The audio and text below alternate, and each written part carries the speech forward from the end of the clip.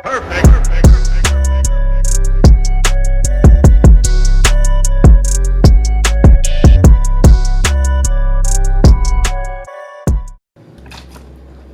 going on, beautiful people? So today I'm going to talk about gender dysphoria. I realized that I never actually made a video going in depth about it, so I figured that one is overdue, and two, it's very important for this clarification to really be put into one video for you guys to always refer to and look back on and have a better understanding. But with that being said, I'm in no shape, way, or form a doctor, an expert, or anything like that. I'm just your everyday casual trans man YouTuber that's hoping to give you some more insights and information and education in like a 10-minute video-ish. So with that being said, these are all my opinions, my collections, my understandings from my experience. And I kind of wrote some notes-ish, so that's what I'm going to refer to in this video. So in this one, I'm just going to talk about basically what it is, and I think in my next video I'm going to segue into how to deal with it. So let me just get into that.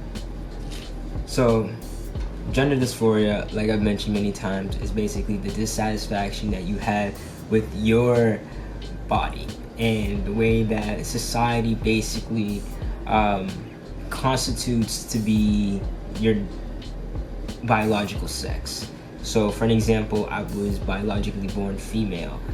Since a child, since literally out the gate, I had always been resisting.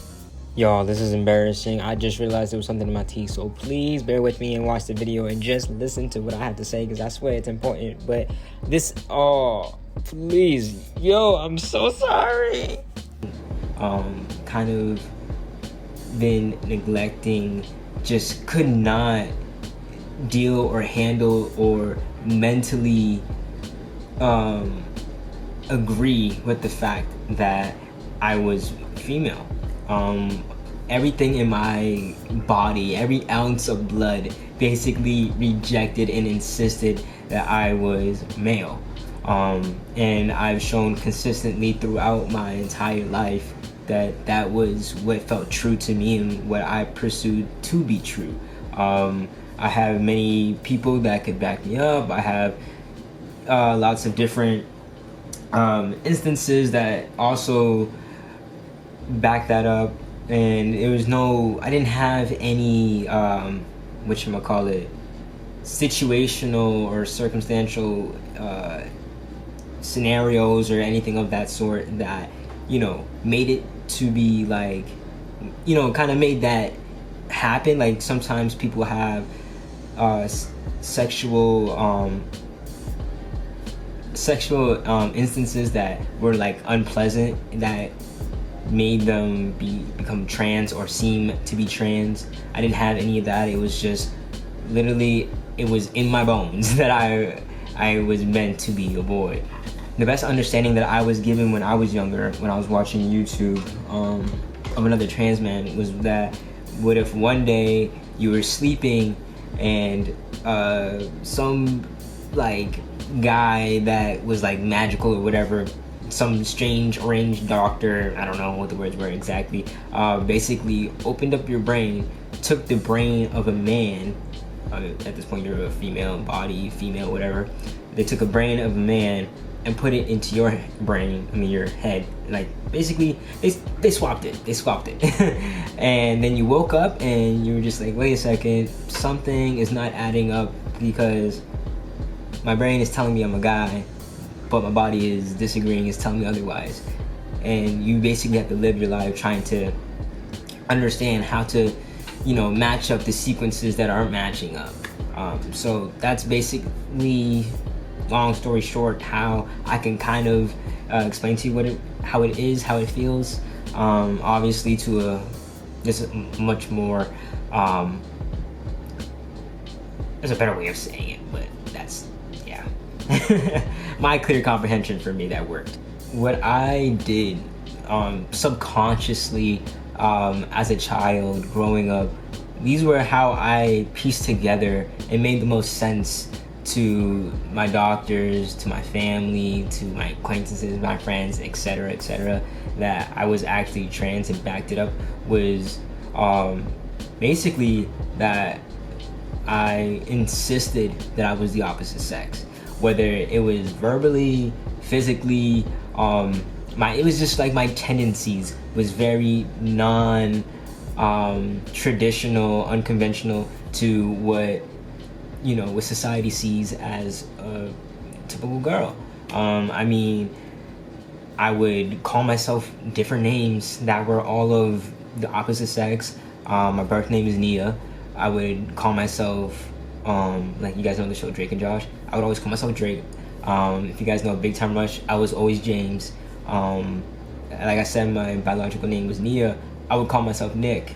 On my test, I remember like my test in the first grade, or was kindergarten, I wrote I wrote Nick Bernier instead of Nia, and brought that home one day, and I was like, hey, I got like this good test score. And my stepfather and my mother were just like, who's Nick? And did you steal his test? Da da da da. Like, something's not adding up. And I was like, no, it's me. And they were just like, why did you call yourself Nick? And obviously, first grade or kindergarten, that was too much stress for me at that point. I couldn't handle it. Especially because it felt like they were interrogating me. So I was checked out.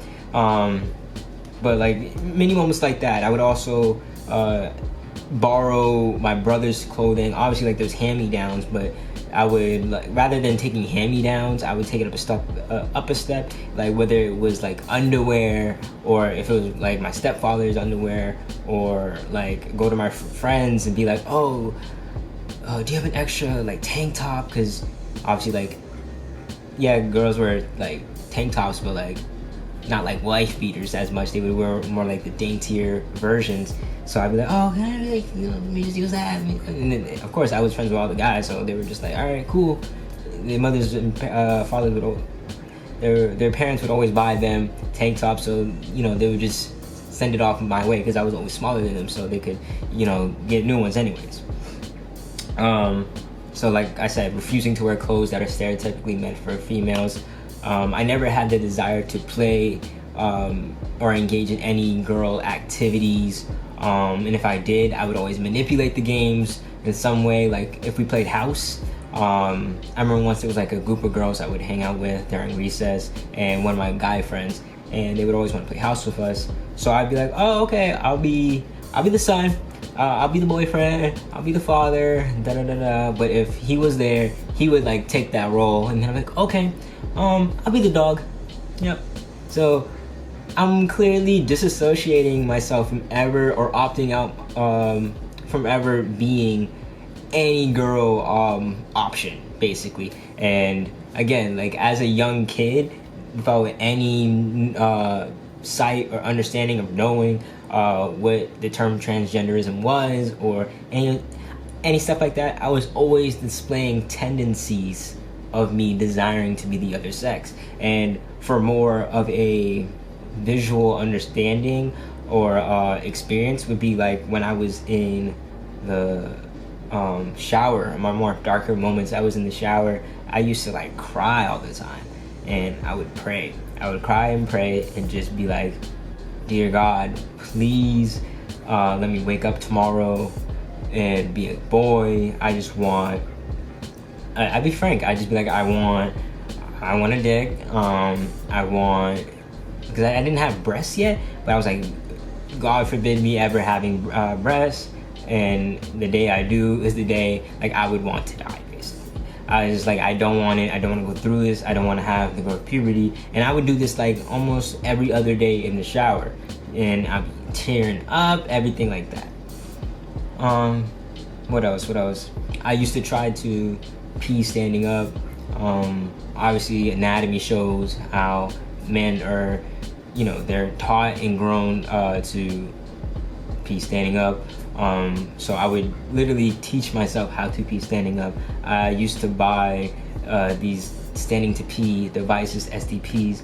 I used to buy I never actually bought a packer because I figured I could use my STP as a packer. Like I said, STP is a stand to pee device, and I would try to use it multi-purposely, and that didn't work sometimes because the stand to pee was like it was more erect, right?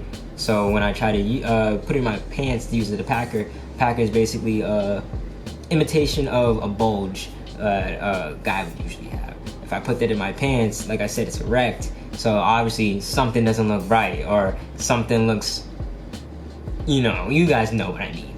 So yeah, and then also there was times where I didn't know that I needed to have like a harness to keep it still while in my pants, so it would like slip down my pants into my pant leg, and I'm in the middle of math class and I got this fake dick poking out on my leg, yeah.